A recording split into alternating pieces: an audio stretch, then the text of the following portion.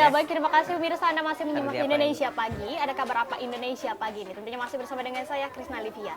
Dan pada segmen kali ini, saya akan memberikan pemirsa informasi mengenai Sanggar Kabasa, tentunya bagaimana suasananya untuk lebih dalam lagi. Simak videonya berikut ini, pemirsa. Oke, kita lihat lagi.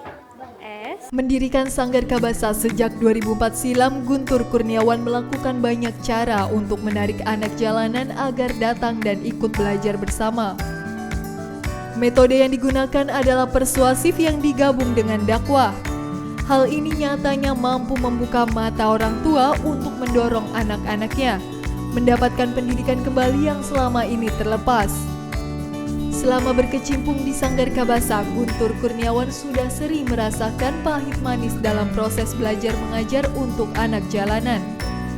Berbagai keahlian dan fasilitas dibangun untuk menyenangkan hati anak jalanan agar tetap semangat mengenyam pendidikan. Tidak hanya mengajar anak jalanan, tetapi Guntur Kurniawan bersama Sanggar Kabasa juga berkembang untuk membina ibu-ibu di sekitar wilayah dekat Sanggar. Berbagai pelatihan kreativitas dilakukan untuk membina ibu-ibu tersebut. Hal itu dilakukan untuk mendongkrak perekonomian agar semakin meningkat. Ya, baik, itulah pemirsa tadi suasana penggambaran mengenai Sanggar Kabasa dan kondisinya tentunya.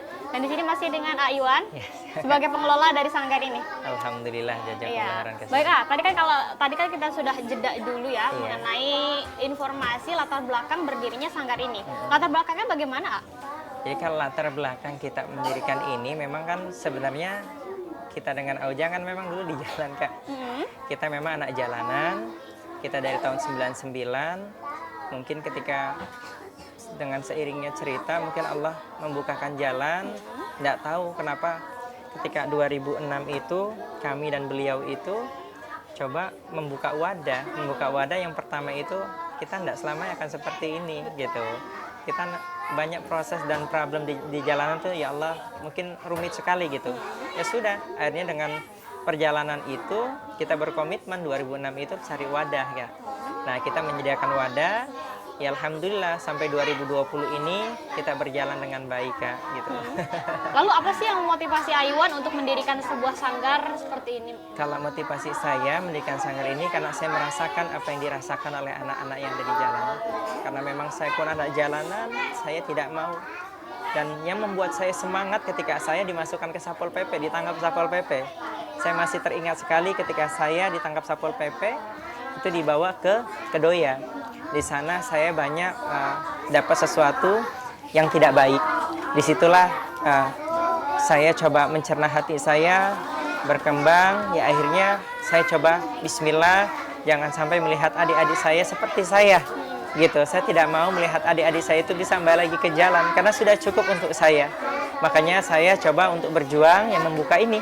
Wadah tahun 2011 kita resmikan dengan Sanggar Kabasa karya anak bangsa.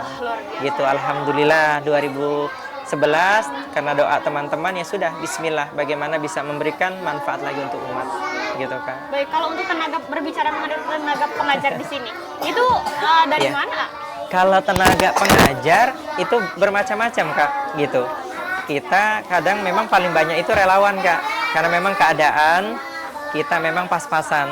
Tapi alhamdulillah dari teman-teman open minded-nya bagus, Kak, gitu. Tapi ada aja sih, kalaupun sebulan, 2 bulan, 3 bulan, nggak ada yang disalahkan. Iya, karena pun teman-teman saya pun sadar.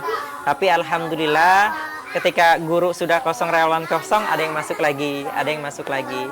Untuk guru tetap kita ada 4 sekarang.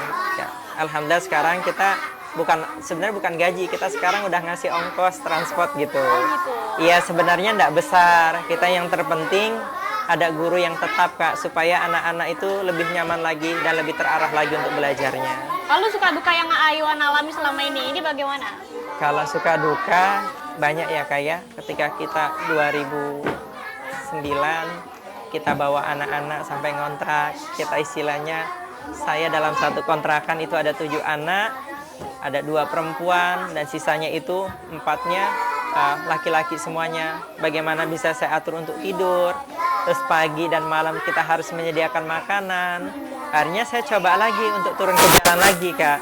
turun ke jalan, kadang ngamen sama jualan koran gitu. Ya alhamdulillah, terus dari teman-teman dia membantu sedikit rezekinya kepada saya. Alhamdulillah, pindah lagi gitu. Pindah lagi ke lapangan. Nah, ini tempat yang ketiga kita pindah gitu. Dan alhamdulillah, semoga harapannya tempat ketiga ini bisa memberikan kenyamanan lagi untuk anak-anak.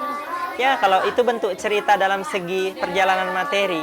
Tapi kalau perjalanan hati terkadang ada aja hinaan. Betul. Oh, Iwan mah tidak mungkin, ngapain kamu membuka seperti ini, diri kamu aja belum benar. Tapi di situ saya tetap fokus dengan tujuan utama saya, dengan nawaitu saya. Dan saya selalu yakin tidak ada yang tidak mungkin ketika Allah sudah memberikan jalan yang terbaik. Itu saja, saya bismillah aku yakin. Banyak yang cemooh, banyak yang iri, ada aja gitu Kak. Tapi insya Allah apa yang mereka ucapkan semuanya saya syukuri dengan niat yang baik gitu. Alhamdulillah ya, Alhamdulillah. sudah berjalan sampai sekarang. Alhamdulillah Kak. Boleh nggak sih kita ajak aku jalan-jalan? Terus Boleh kenal sekali. anak-anak dan juga Boleh pengajar sekali. yang mungkin. Boleh sekali Kak.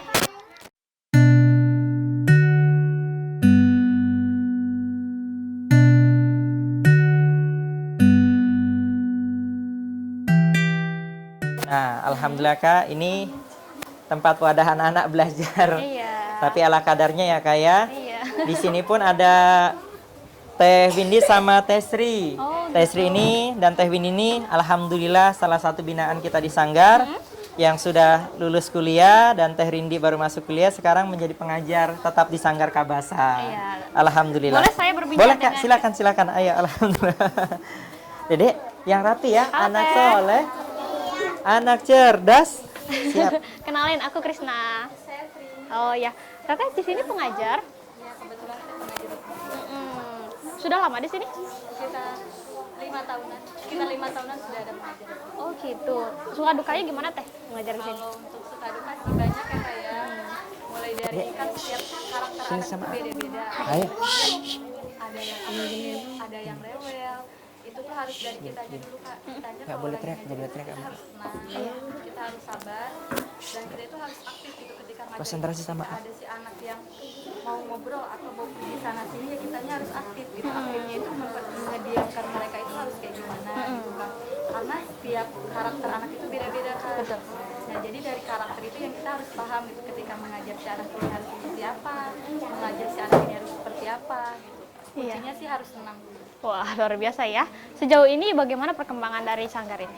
Kalau untuk perkembangan sih alhamdulillah anak-anak makin maju dan makin tertib ya kayak mulai yang dari tadinya biasanya nggak masuk ke sini nggak pakai assalamualaikum, sekarang sudah tiap hari udah terbiasa jadi assalamualaikum. Yang tadinya kalau ketemu kita di jalan nggak bilang assalamualaikum atau salim, udah pelan-pelan salim.